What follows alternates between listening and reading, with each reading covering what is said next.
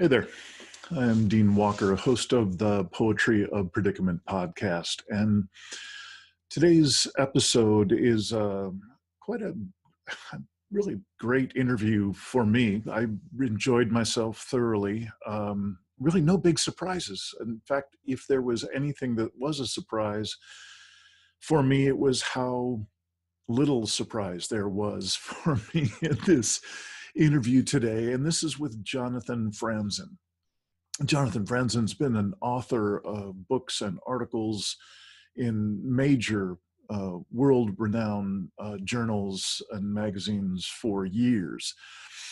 And for me, he really came to my attention last fall when a particular article that he wrote at that time suggested in its title something along the lines of, what if we just stop pretending that we are not in collapse? In other words, what if we stop pretending and we admitted that we're in collapse right now of Earth and human systems? I found it to be an extraordinarily encouraging and enlivening article. What shocked me at that time was the reaction that he got from a number of science communicators and a number of especially climate justice pundits and authors and bloggers. Again, this is around the fall of 2019. And so I put out some efforts at gathering up some of those angry responses to Franzen's article. I will be putting the show notes, I'll be putting in links to my reading of the primary voice that really shocked me, which was science communicator Kate Marvel's article in Scientific American, in which, the title says it all. Shut up, Franzen. And what on earth could he have said to get that kind of reaction from someone who's pretty mainstream, pretty middle of the road, and usually quite gracious in her communication? So I read her article, and so the link to my reading of her article, it will be in the show notes. There are a couple of other responses that I thought were interesting enough to put in there as well. And if you know what I'm talking about, if you have a sense of these characters and you feel like following those links, well then great, and please do. And I'd love to hear your reactions to this. If you don't know these characters, it might be worth your while. I suggest it would be, because really my point in doing all this really turns out to have almost nothing to do with Jonathan Franzen from my point of view.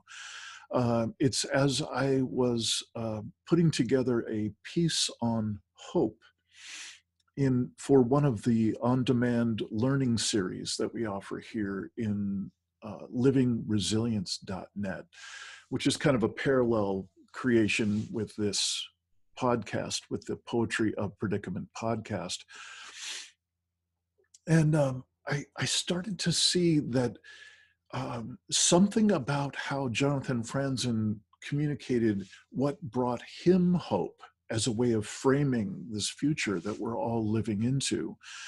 His way of framing hope and what was a sober and clear and hopeful way of living forward into that future was somehow interpreted as being very antagonistic to a number of other people and their framing of hope and what it meant to be living in a positive way into the future. And I think it's really worth our exploration of that. And I would invite you to look, as you watch these various pieces, to explore for yourself. How do you define hope? Where do you look inside of yourself, inside of your own family, your own community, wherever it is you learned about hope as a part of the human experience? How did you put it together? I look forward to some hopefully in-depth conversations in the future with any of you who engage in this way. And if you decide to just watch this particular interview, well, then so be it. That's just fine. Thanks for watching the Poetry of Predicament podcast, and look forward to getting any comments that you might have in any of these video segments and episodes of the podcast that are linked here. All right, enjoy. I'm Dean Walker, and welcome to the Poetry of Predicament podcast, a podcast for people brave enough to face humanity's challenges and problems, and most importantly, our numerous predicaments. The Poetry of Predicament is a podcast meant to inspire us to bring forth grace, beauty, and connection with the web of life in the face of a predicament-laden world. In all my years of covering the emotionally and politically charged world of climate change and all the other existential issues in front of us, there's only one author I've ever heard otherwise quite graceful science communicator Kate Marvel through Scientific American be told to shut up. That's our guest today, Jonathan Franzen. You know, it's really interesting. I don't know how it's shown up for you, but in the few weeks we've been kind of emailing back and forth and figuring this out, it seems like it's been 6 months or a year or longer. There's just been so much going on. And that's my experience. I'm curious how you doing down there in Santa Cruz, and how do time and current events show up for you these days?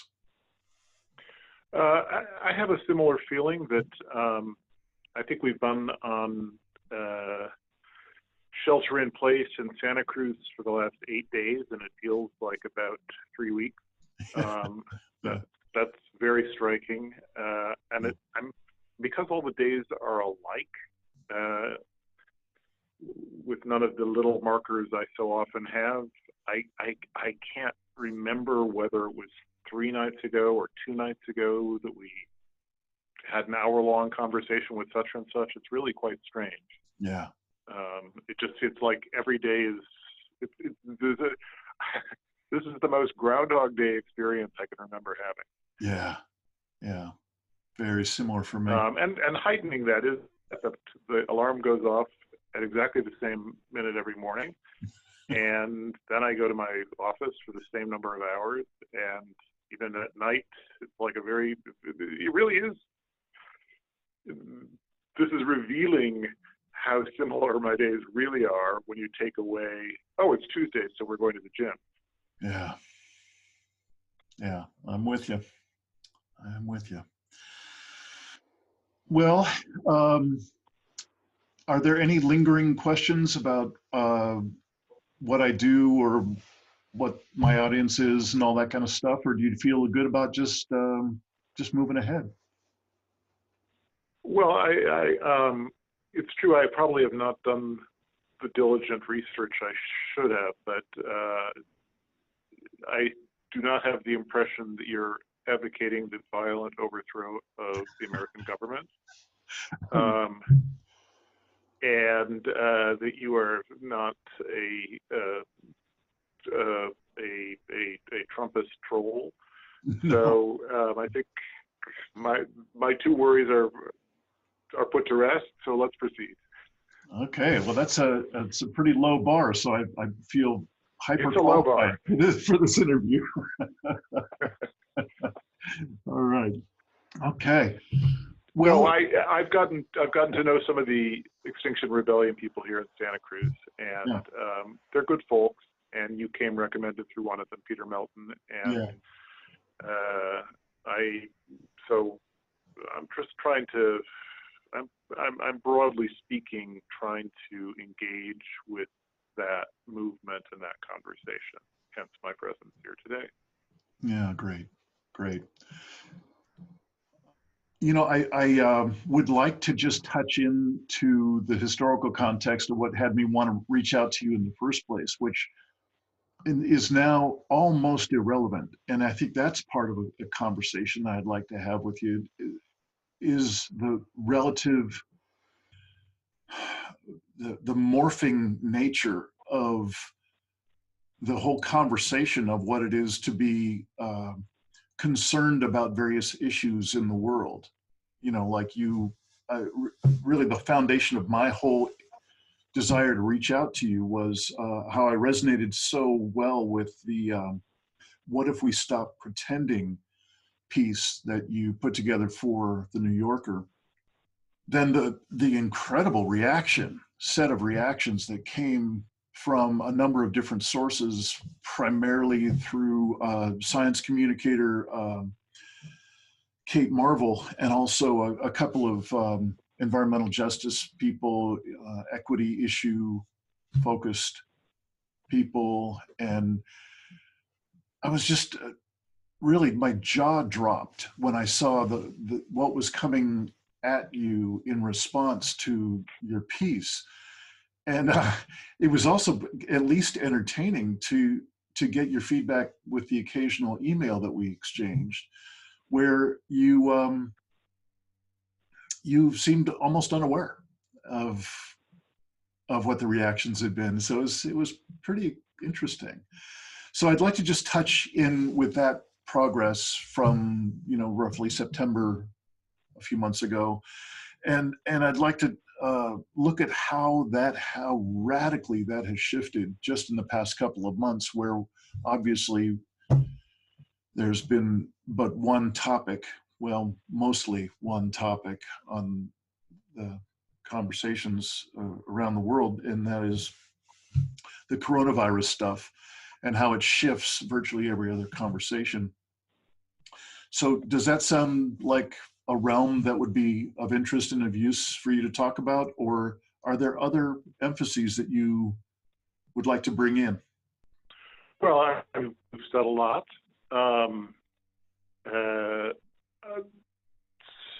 So my perspective goes back a number of years. I think it's 5 years ago since I first published a large piece about climate change in the New Yorker. That was called at the time Carbon Capture. That was their title. It's now in my essay collection under the title Save What You Love, which if I thought of it at the time, they might have used as the title, but I didn't until it was too late. At any rate, it was a slightly intemperate, long piece about the way the environmental movement, people who care about the natural world, the conversation relating to that had become almost entirely dominated by a single issue, which was climate. And this in the context of a galloping sixth extinction and the disappearance of the last functioning natural ecosystems all over the world. That extinction and that disappearance having so far almost nothing to do with climate change. So I was attempting to say, hey, can we talk about two things instead of one thing? Can we remember that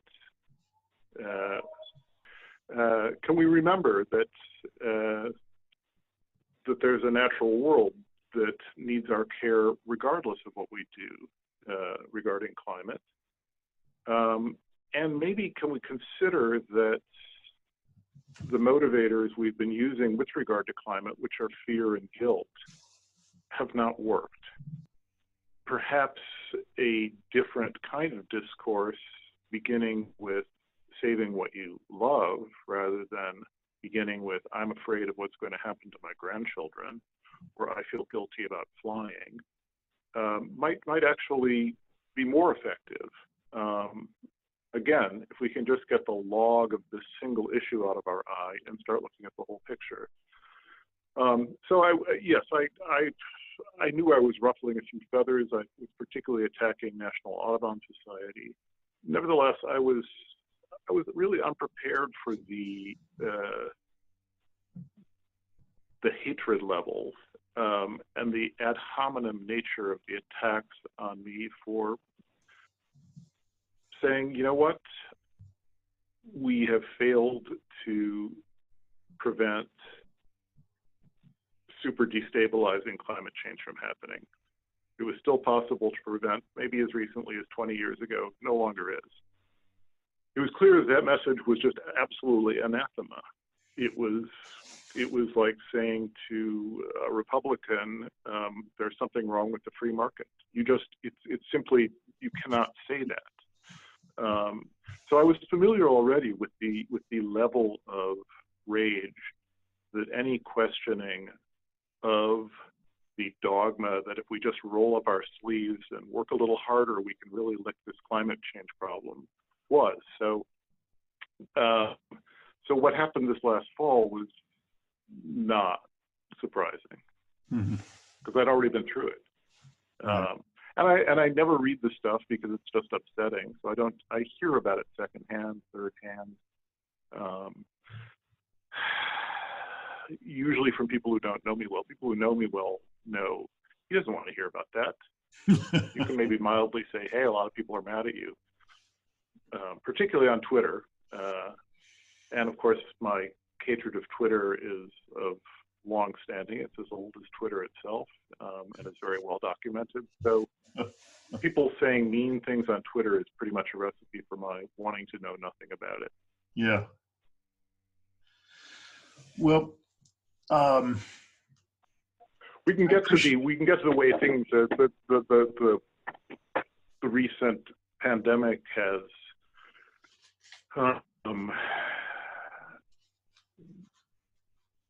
slightly changed the conversation a bit later.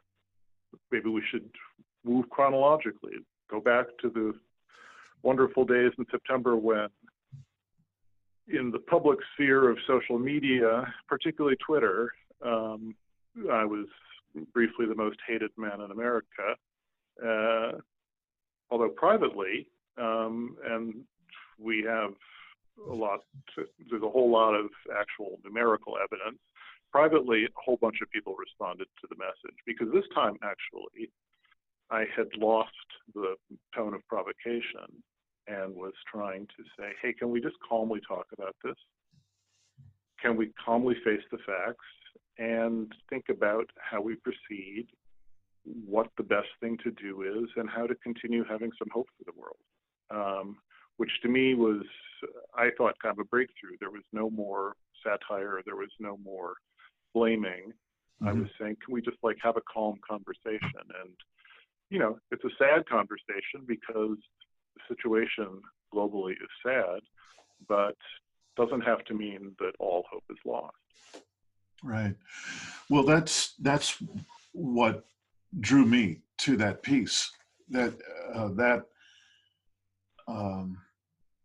really refreshing reframing of the entire conversation, and how it fit into my world was through what I had come, that same framing is what I had come to in writing my own book about the human-caused collapse of Earth and human systems. The book's called The Impossible Conversation. And what I had come to in the research and writing of that was that indeed this is happening. It's happening now, and it's doing nothing but accelerating and intensifying with every month of my research or writing that I was going through at the time. And we do ourselves no good whatsoever to not just acknowledge that fact. And then for you to add on top of that, to have it be in, like what you were just sharing about the earlier article, bring our attention to saving what we love. It just had this warmth to it. And I would have guessed that there would be no way someone could argue against the center of your September piece. Like, what the heck? So that's what really shocked me. It speaks to the level of denialism within the climate establishment. And essentially, within an order of approximation, everyone who read that piece who didn't have a professional or political dog in the fight got it. They actually read it.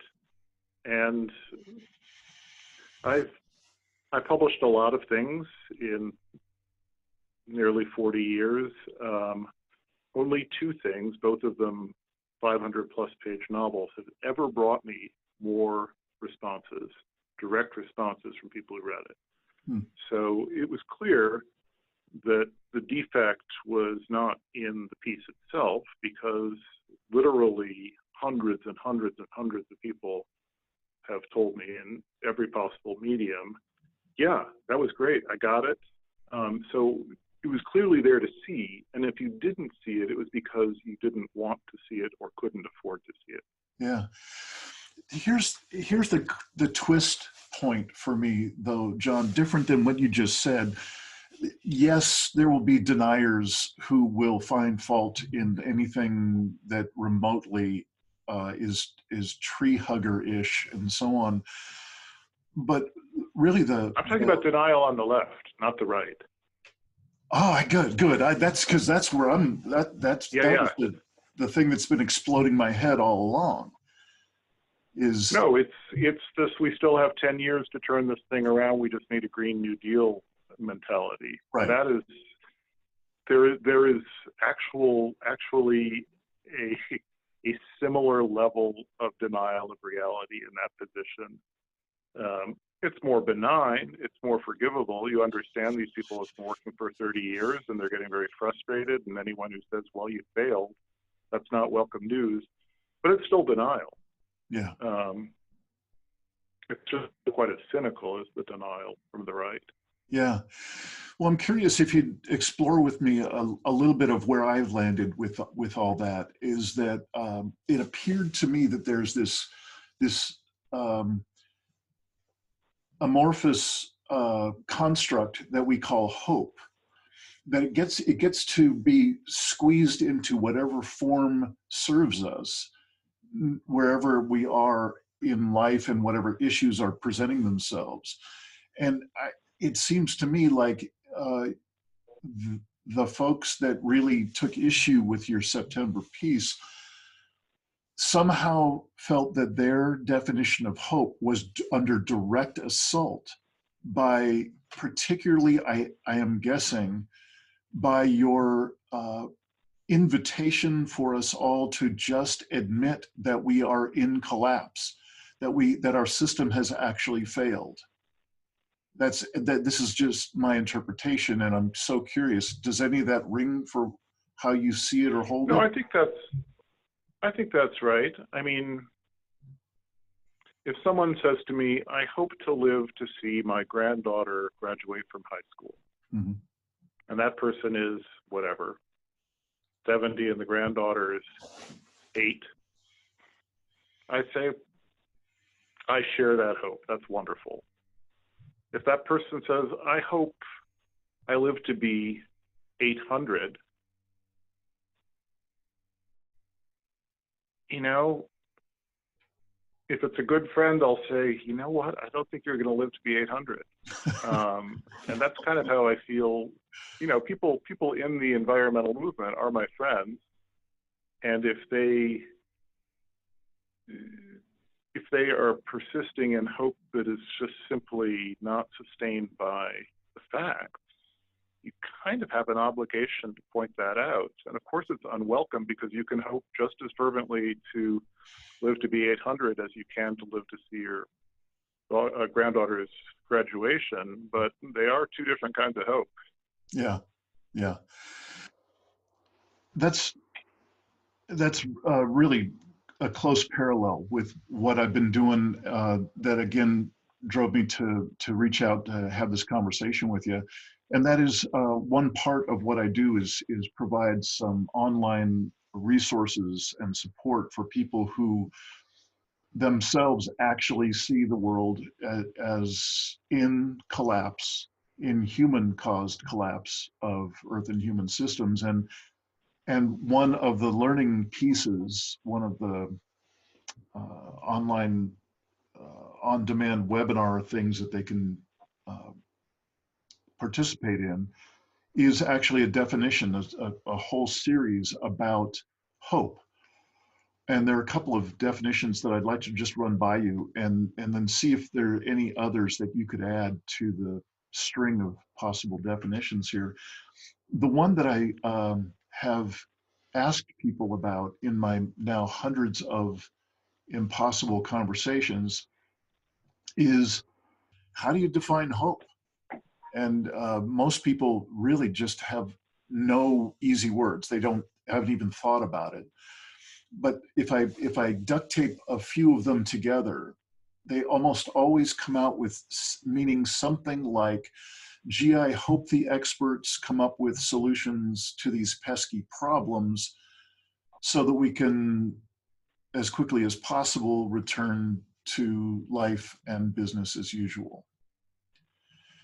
And there's another definition that I've been also using at that kind of early stage of the definition process, of the evolution of the definitions. And that's Derek Jensen's, having something to do with hope is having a desire for something over which you have no agency. And it seems like both of those. Go ahead. Perfect. Very well said. So. No, seriously. I mean, because I was trying to. I had some months ago started a conversation in our house about the question: is there a difference between hope and desire? Mm-hmm. And I say, I hope it rains tomorrow. It's really just a way of saying I want it to rain tomorrow. But what Jensen has injected, crucially, is I have no control over whether it will rain tomorrow. Right. So there is an element of vulnerability in that desire that there is not in,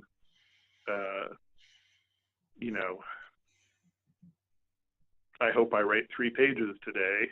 Well, that is actually within my power. Yeah. Yeah. I may fail, but I could, at least that's not really true hope. It's like, I intend to write 3 pages. I really want to. I'll be disappointed if I'm not. But when we talk about hope, we really are talking about whether it will rain tomorrow. Yeah.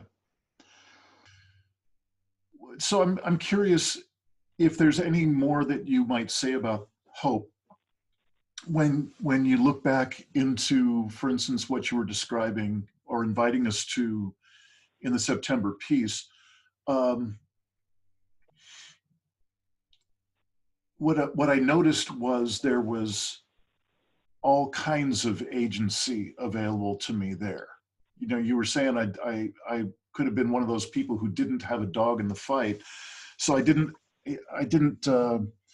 get triggered. There was no triggering in me. In fact, it was kind of a relief to hear your suggestion and your words. Is there hope in that September piece that you wrote for you? Well, yeah. I mean, so I got involved in this conversation, and I try to be very frank about this. I got involved in the climate conversation somewhat unwillingly, and almost entirely because I love birds. And that love of birds drew me into conservation, drew me into supporting conservation in many ways, financially, also with my journalism, also by serving on the board of the American Bird Conservancy, various things like that. So and in the course of all that, I met a lot of conservationists, and I also I learned a lot more about what the threats to wild bird populations are. I consider birds to be a critical part of the natural world. following reason, which is that they have better distribution than anything else. You can be in a treeless, grassless courtyard in Manhattan, and you are still in the presence of birds, and not just pigeons, not just sparrows, because over the top of that building, oh, good Lord, that's a mockingbird singing on East 87th Street. Those are house finches. Is that a cardinal? You can hear all this stuff in these completely, utterly denatured settings. So I think as long as we have wild birds, we still have some chance of being connected to the natural world. And when they disappear, it becomes just a completely artificial world. Because all the trees are managed, all the grass is managed, all of that. People think, oh yes, it's green. Green doesn't mean it's natural. So I would inject parenthetically that the other key point of intersection with the natural world for all human beings is how we grow our food. So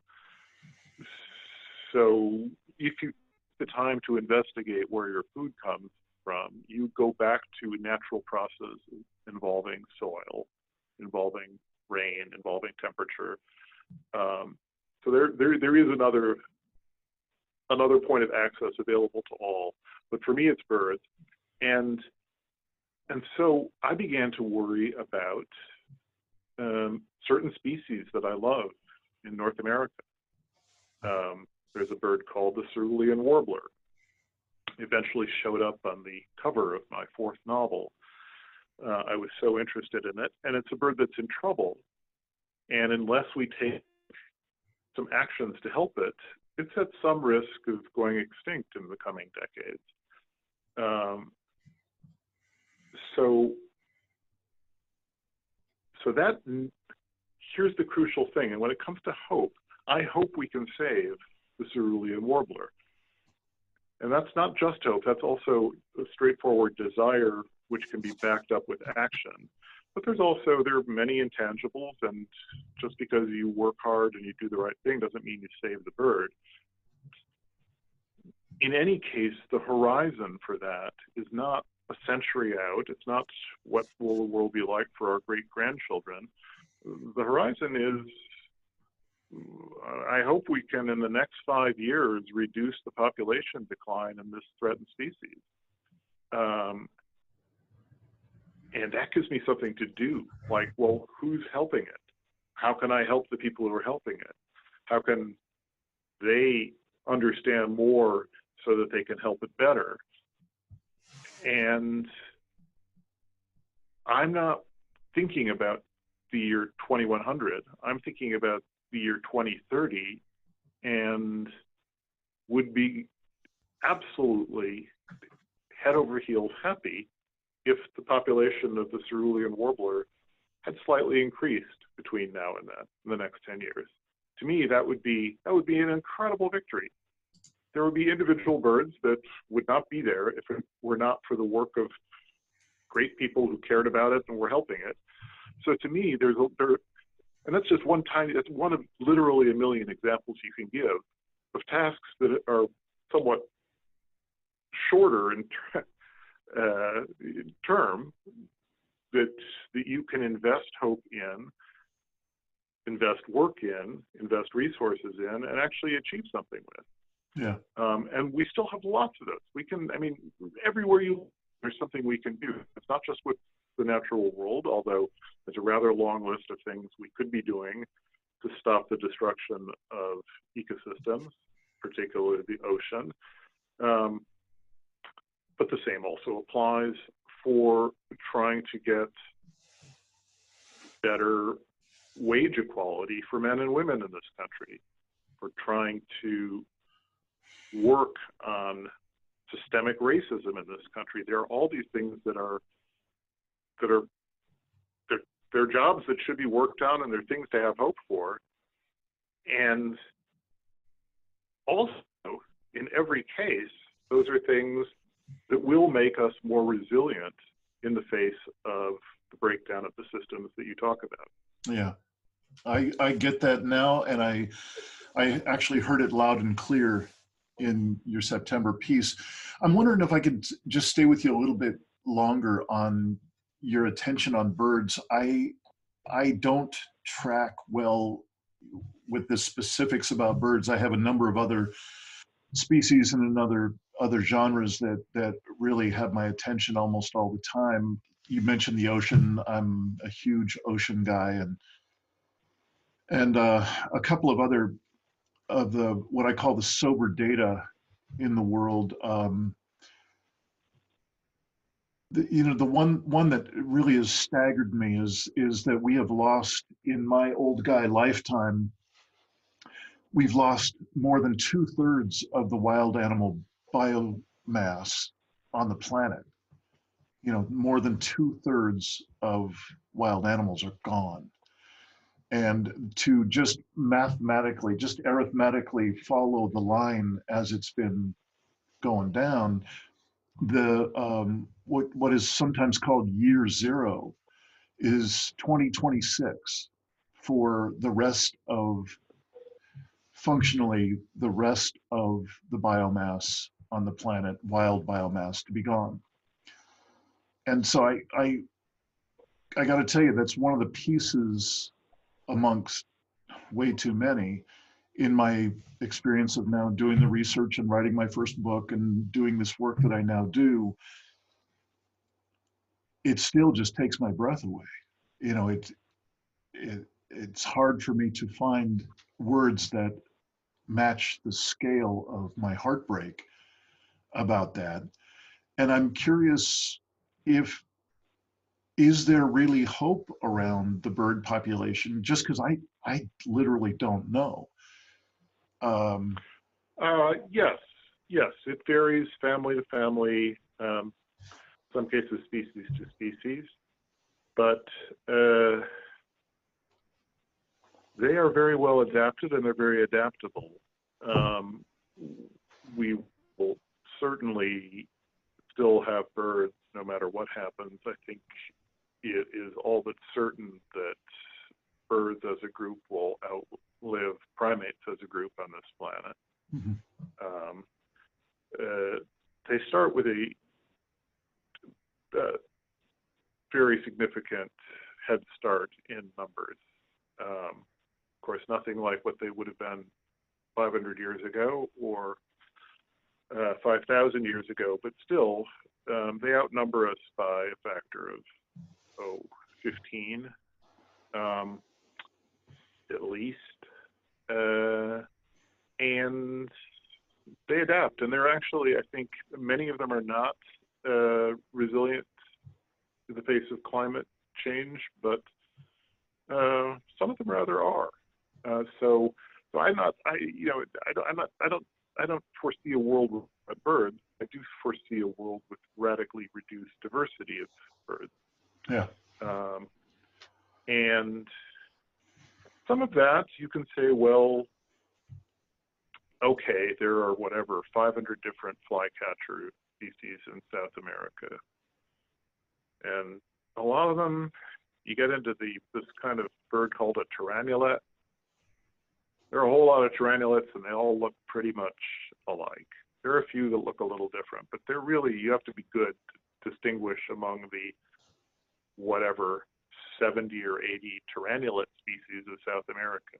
Do we need all of them? Nah, probably not.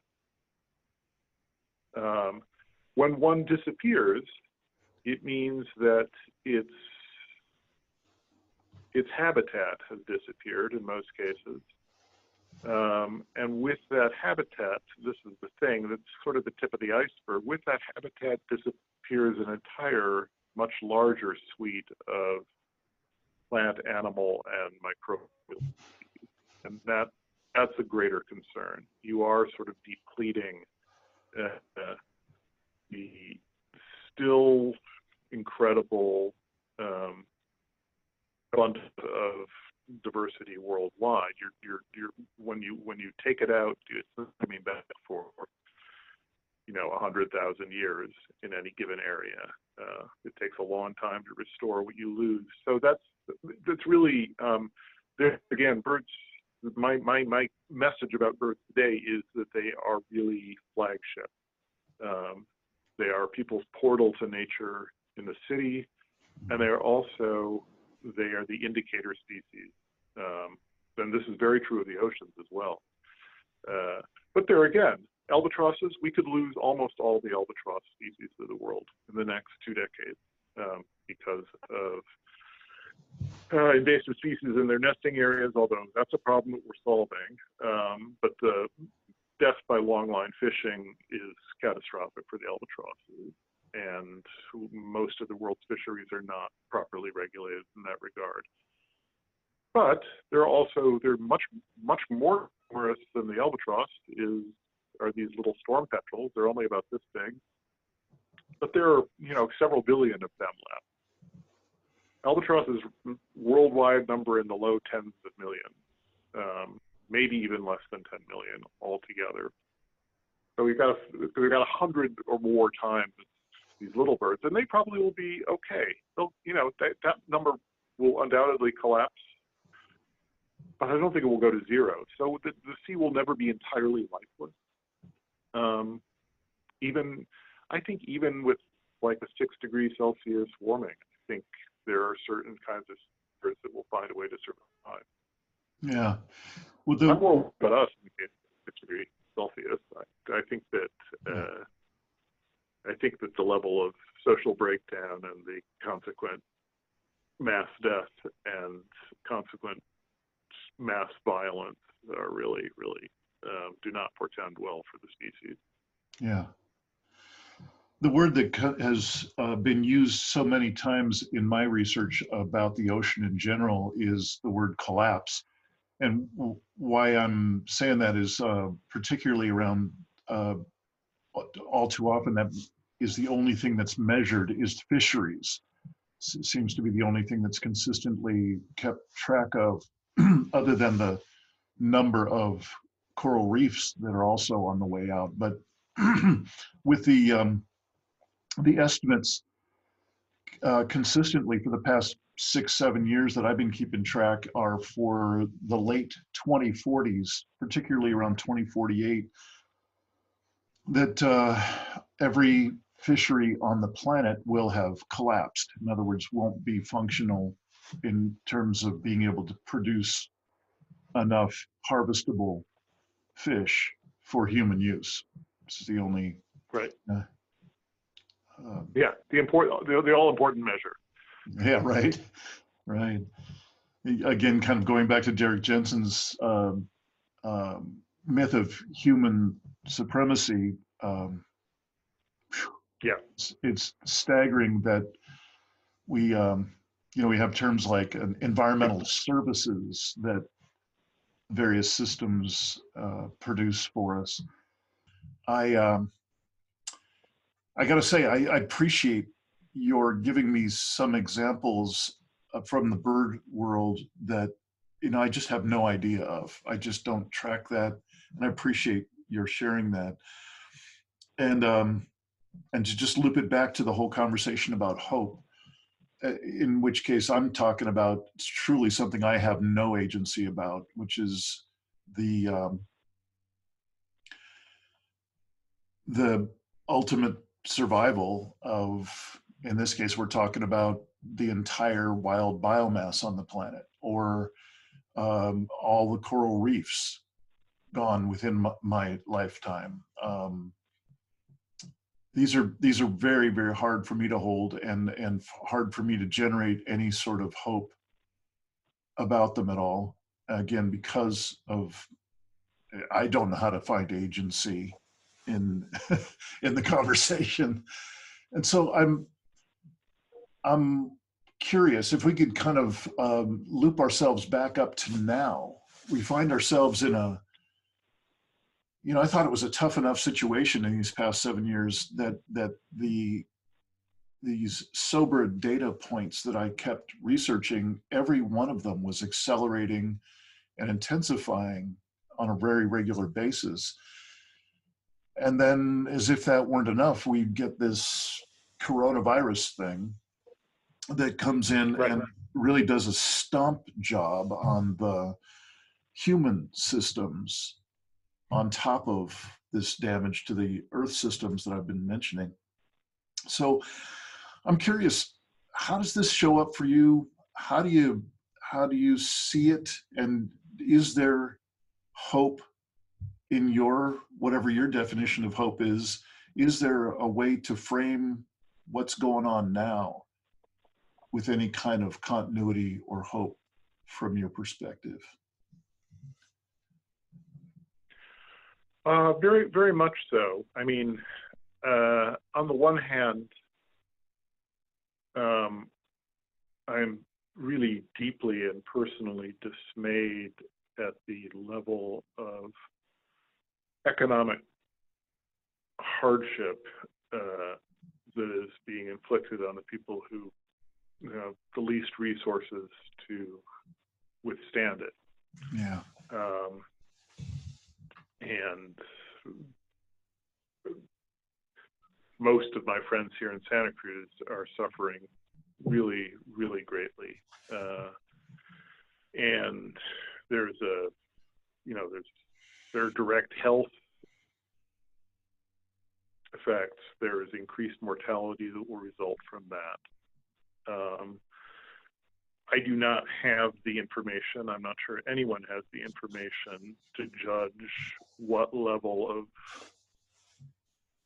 hardship inflicted on the working class and the middle class and the homeless is acceptable as a trade-off for slowing the spread of the virus. But within that, I think we're all being asked to do, at whatever level we're at, we're all being asked to do an experiment, a thought experiment. What would a radically changed world look like? Mm-hmm.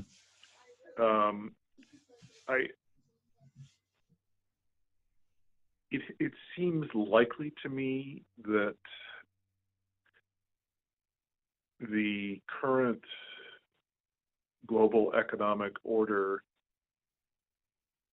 and organization is unlikely. It's delicate enough that it's unlikely to sustain itself in the face of repeated catastrophic environmental shocks. It'll just get too expensive to maintain, if nothing else. So given, and I've been thinking, well, we're going to start to see that. I don't have a crystal ball. I don't know how long it's going to take, but it seems to me, I'm 60.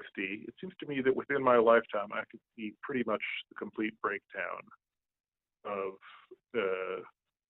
what we currently recognize as global human reality. Along the way, I hope that doesn't happen in the next year or two, because there are some things I'd like to do. There are some places I'd like to go. You and me both. Yeah, exactly, right. So you're always hoping for, could that be delayed a little bit? That's in the category that I'd like to live to see my granddaughter graduate from high school.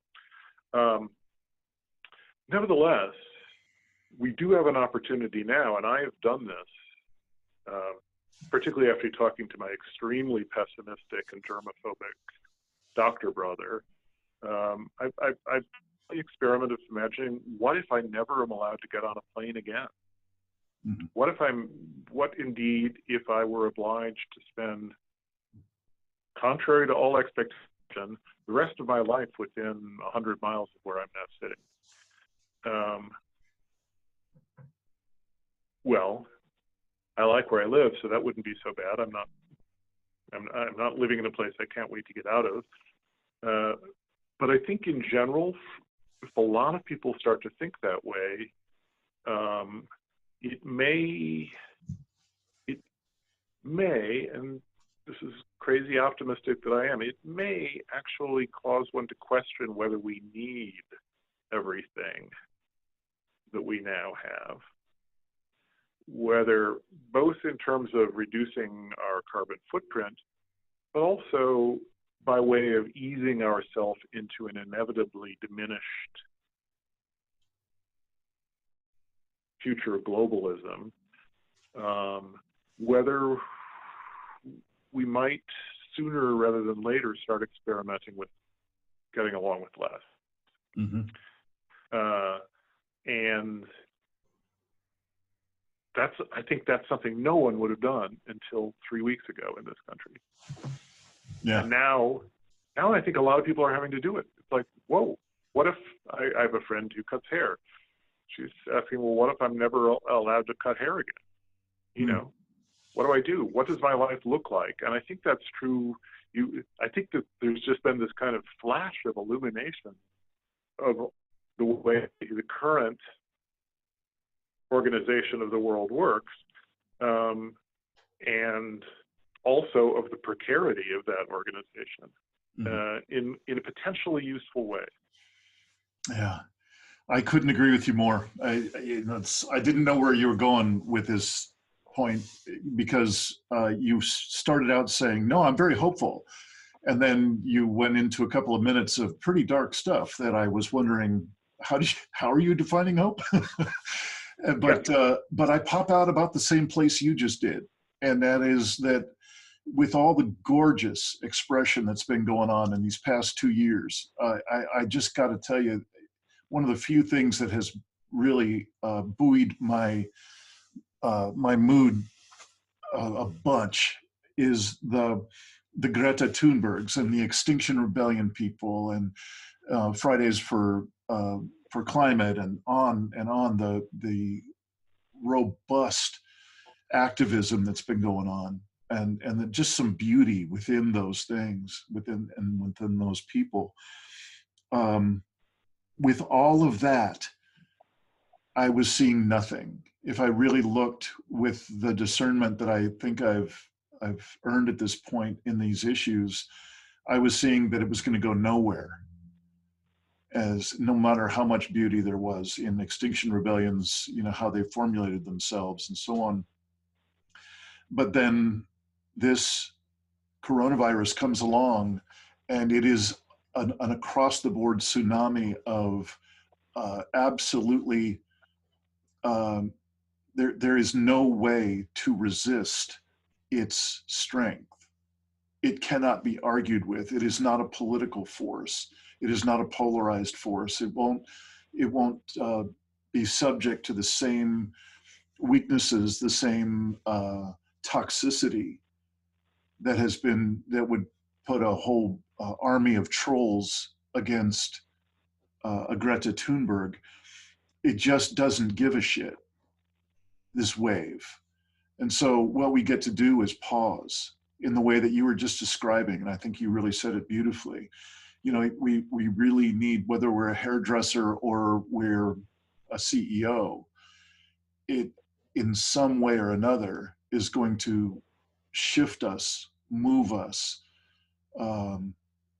trigger us, and hopefully pause us in a conscious way. And this is indeed the most hopeful moment I have had in, well, actually in my entire life. You know, I've never had this kind of moment before. Yeah, you may be further along in processing it. I feel, I don't know how to feel about it yet. I have to say my immediate reaction was, where is the information coming from? Is this information reliable? I'm picking up on a lot of dissonance between the various sources of information. Yeah. I can't get a straight answer really from anyone, because it seems like the set of data I'm presented with tells the opposite story. So it's been hard, but within all that, my initial response was, this is just wiping out a lot of people on the margin. This is like the complete shutdown, especially if, you know, you're a 30-year-old person. You might get sick. You're very unlikely to die. Very, very few cases. Why can't we have everyone under the age of 40 go about their lives and, you know, wait the table in the restaurant where other people under 40 are going to? So I think my first impulse was just to think about the human cost in the short term. But as it goes on, and as we start to maybe kind of get in place measures that will take care of a lot of the people who are bearing the brunt of it, then it becomes, then a different part of me kicks in and says, well, maybe it'd be good if this lasted a year and a half. So I think if Trump has his way and, we're back up and running within a month or 2 months, I think it might not be enough to really force that reassessment. Yeah. Yeah, yes, I hear you. And that's, and there's a certain, that can seem like a cruel thing to do. And that's where I really wanted to lead with my concern for people who are being affected right now, not in a health way, but in an economic way. But I do think in the long run,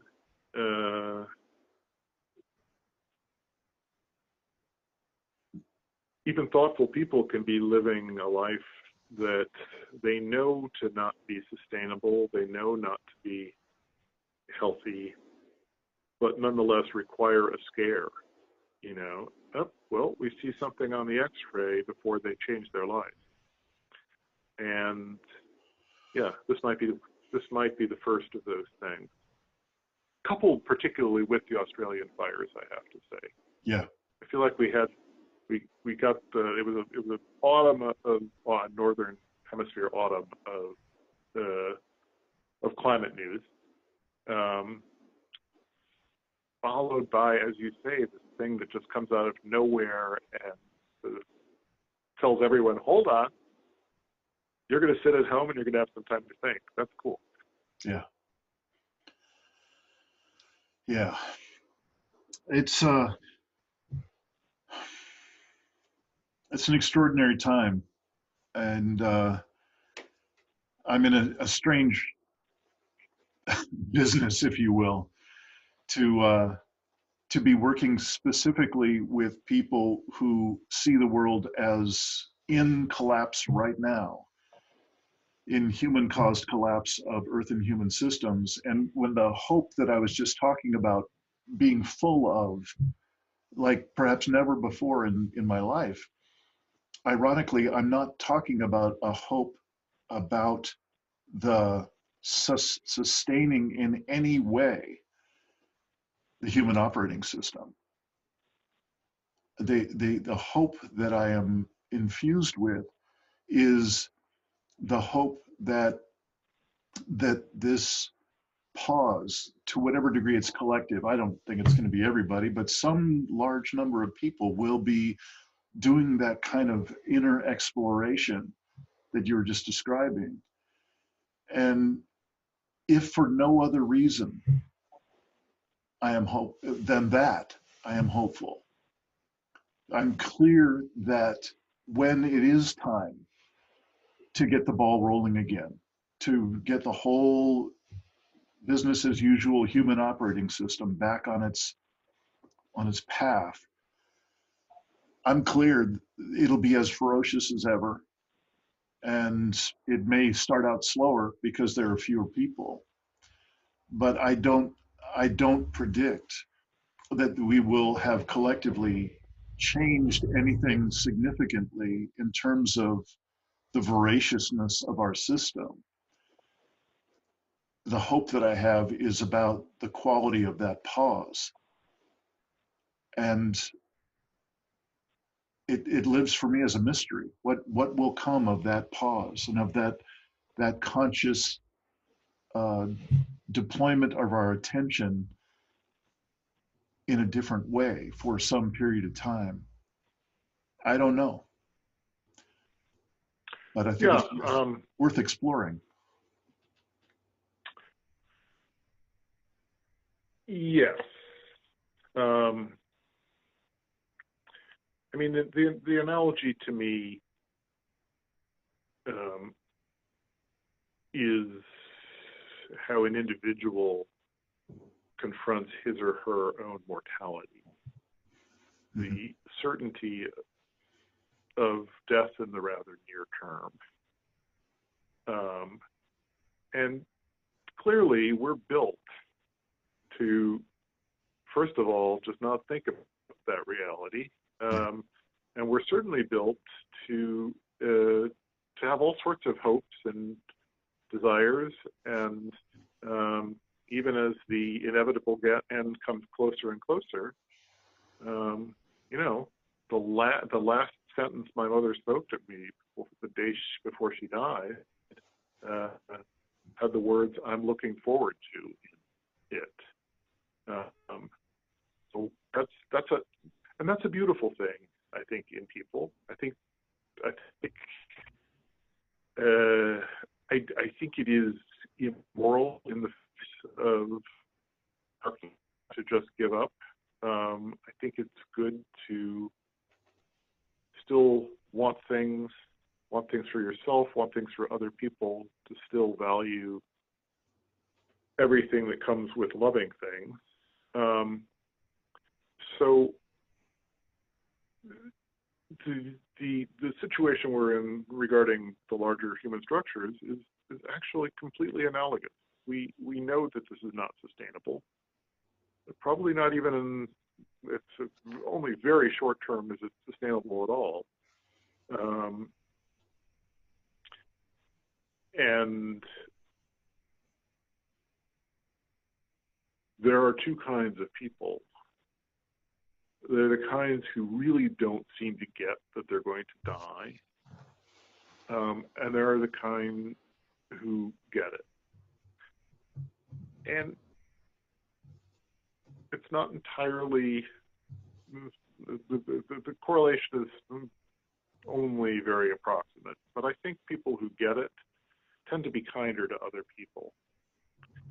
I think a recognition of everything's fragility, whether it's your own body or the world, I think that fosters greater kindness.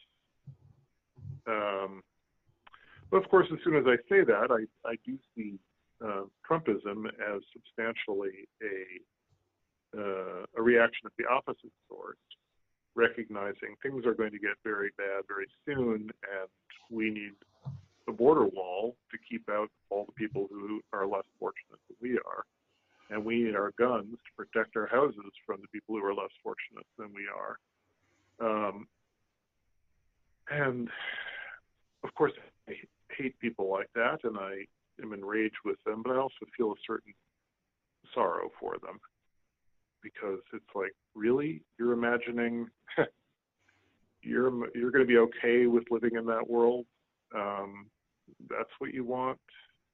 And that's your response to this fragility, is to increase your hatred of people who aren't like you?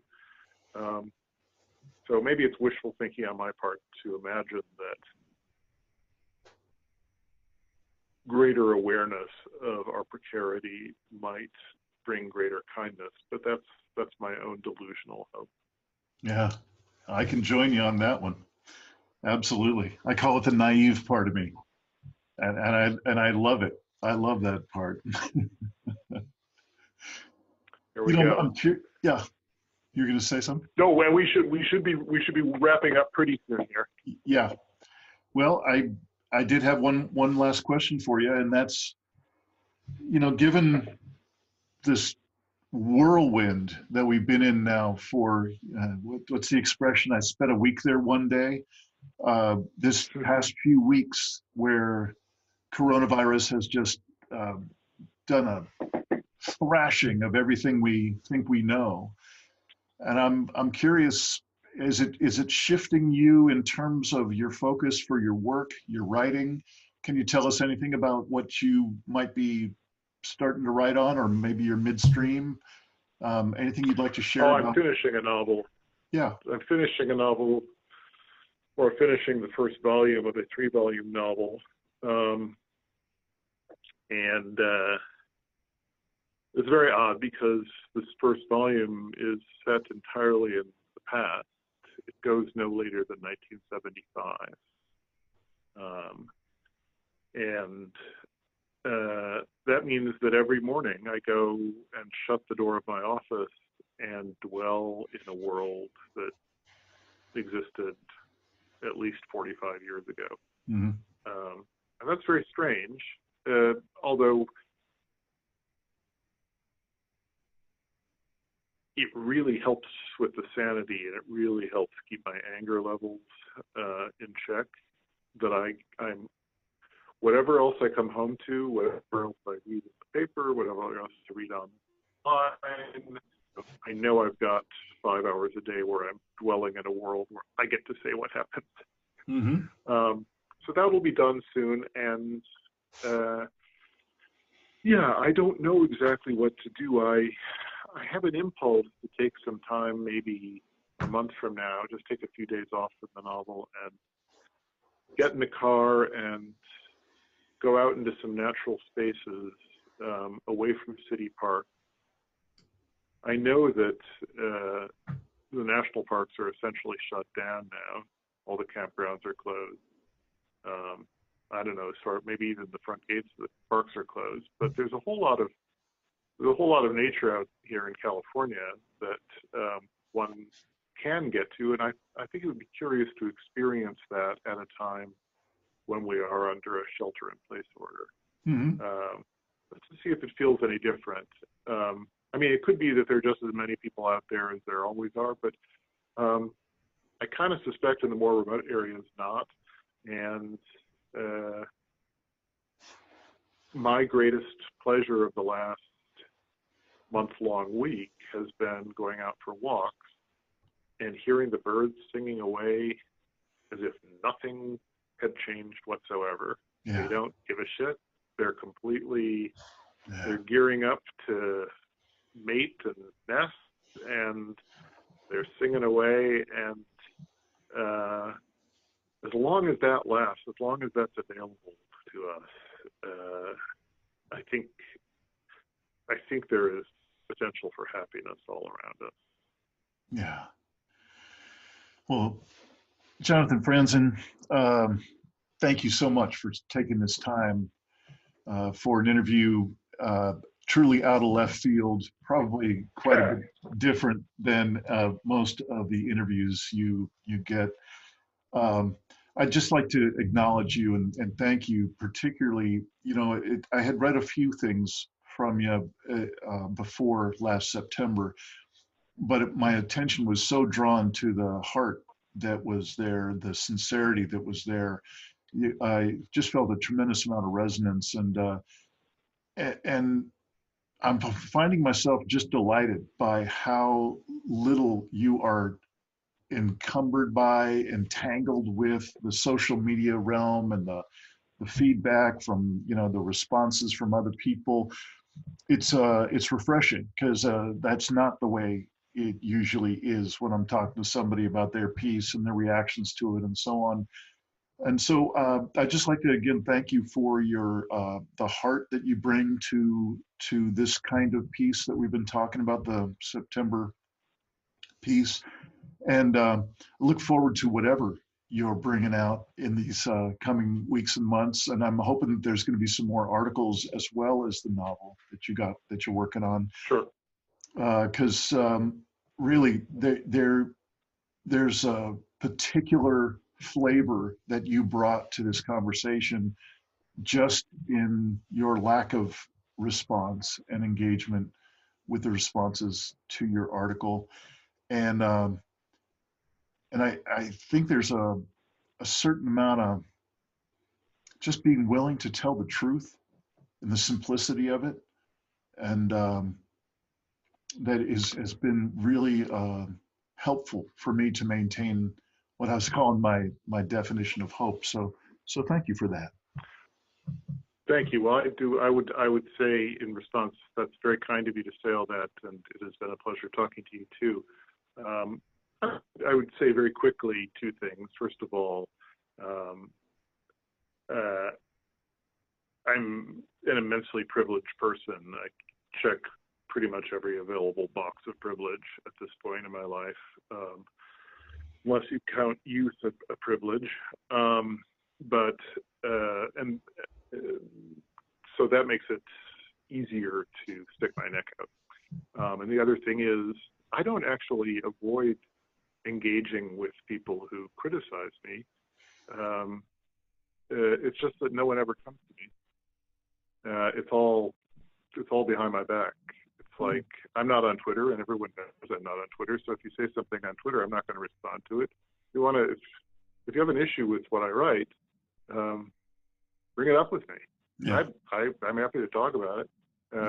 It's, but that's not the social media way. It's really more of a drive-by culture. Yeah, absolutely. Anyway, thanks so much, Dean. Thank you for taking this time, Jem Franzen. Talk to you later. Yeah, you too. Take care. Bye-bye. Bye-bye.